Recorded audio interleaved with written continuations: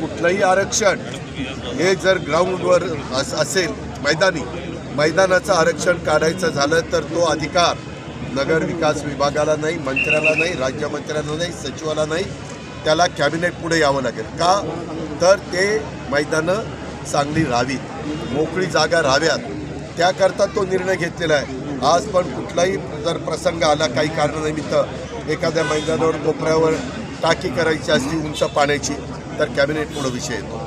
त्याच्यामुळं बोलताना ठीक आहे, बोला, तुम्ही एका राजकीय पक्षाचे नेते आहात, परंतु नुसतं बोलून बोलण्यापेक्षा जर आम्हाला सांगितलं तर मी जिल्ह्याचा पालकमंत्री या नात्याने मी त्याची चौकशी करीन, विक्रम कुमारला विचारेन की ह्या गोष्टी झाल्यात का, जर घडत असतील तर त्या थांबवीत.